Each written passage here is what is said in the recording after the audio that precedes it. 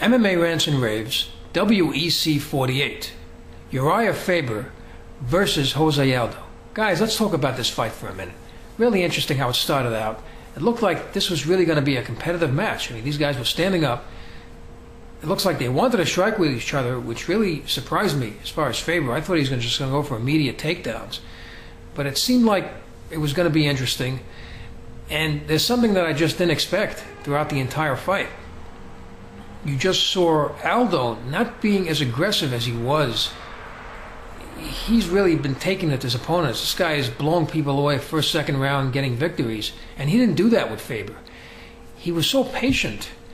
And his game plan seemed different. He was just trying to methodically wear Faber down. And that was interesting because Faber is such a cardio machine. He has been, which is why he's been dominating the featherweight division for so long until Aldo came on the scene. So what's really interesting is that you have to give Faber credit because his game plan is something he stuck to. I mean, it's been talked about.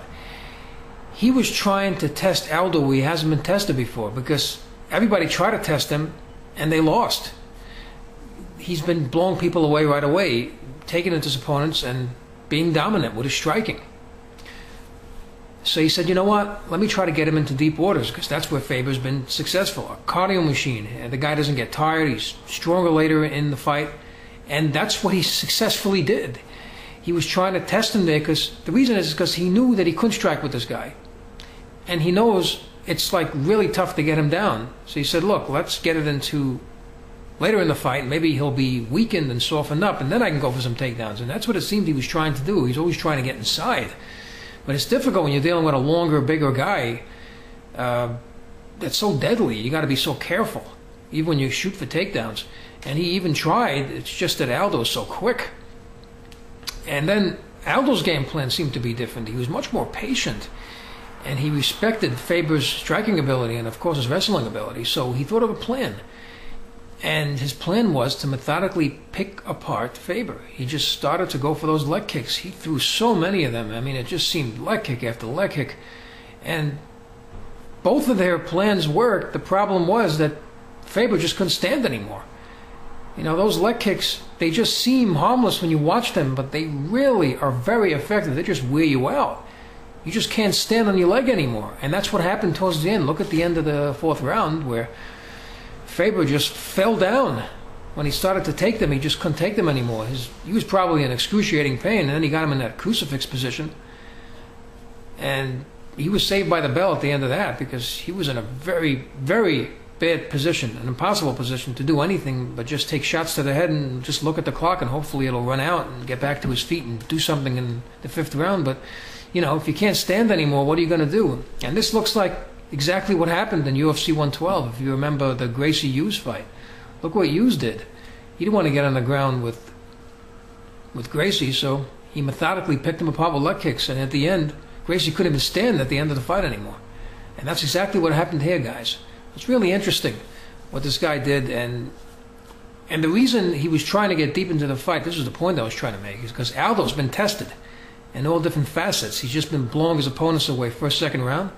So he said, you know what, let me get him deep into the fight and see maybe his cardio will weaken, like I said before. So that was what he tried to do, because he said that's the only chance. Let's try to fight this guy in something we haven't seen from him, because he knew we couldn't beat him striking and probably with wrestling because you can't catch him. So try this. And obviously, you know, we saw something else about Aldo, that he, you know, he has excellent cardio.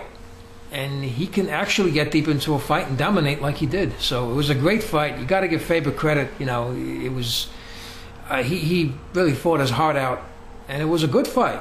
It was a really good fight. It went the distance, unanimous decision. So it was exciting to see. Now here's a question I'd like to ask you guys. People are already putting this Aldo on the pound for pound list. I mean, it seems to be. I mean, I definitely agree. He's definitely the Fedor Emelianenko, the GSP, and the Anderson Silva of the featherweight division. He's pound for pound up there. These guys are about 145 pounds. I was wondering if this guy can just put on 10 pounds, if he'd be a great lightweight. Just think of the dream fights that can happen. You know, him against BJ Penn, Frankie Edgar, Kenny Florian. I mean, it would be really exciting because I'm trying to figure out. I don't know much about this featherweight division. It's not in the UFC. I don't know if it can main event, if it's that significant, and do a main event on it. But I was just wondering if this guy can make lightweight. Maybe you guys see something that I see, because this guy is a real talent. I mean, he's got everything. He's just an excellent striker. He's lightning fast. We saw some of his ground game.